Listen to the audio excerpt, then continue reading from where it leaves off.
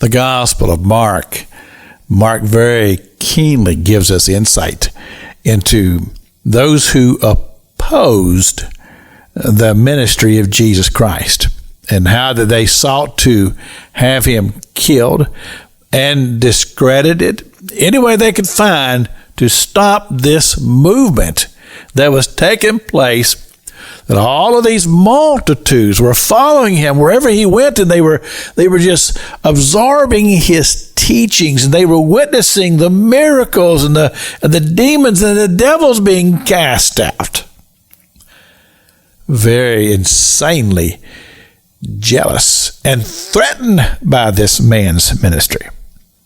And so we find in chapter 12 that there were scribes and elders who had come to Jesus to question the authority in which he taught. And he says, by what authority do you do these things?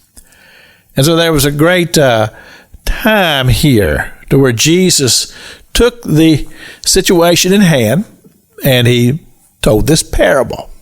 And in the parable, he pretty much just described humanity and all of its different attempts to bring their own prominence into greatness and to diminish the work of God.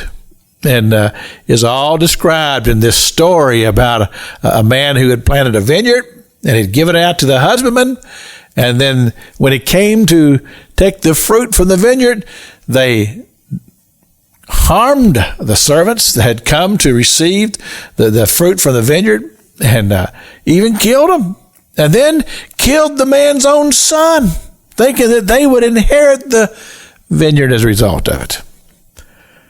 But all of this brought them to the place to where they realized that they weren't going to cause Jesus to be positioned in a corner where they could somehow or another trap him.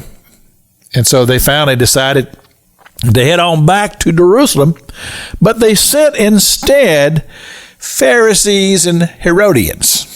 And they said their purpose is to catch him in his own words. In other words, they were going to trip up the word with his words. Because we know Jesus, as John tells us, was the Word.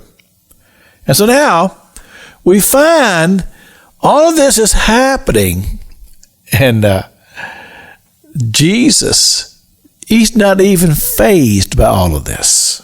Because his ability to look into the heart and mind and soul of these men, and he knew what they were all about. And he knew that their objective was what the devil's objective always is: steal, kill, destroy, tear down. So they asked him about what he was involved in as far as his ministry. They wanted to know. They said, what is the whole essence of your ministry?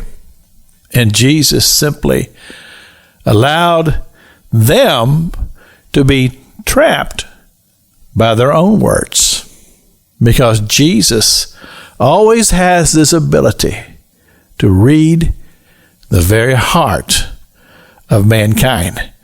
And that's one of the beautiful things about being a follower of Jesus Christ, because he gives us the same insight that he used, which is the work and the ministry of the Holy Spirit.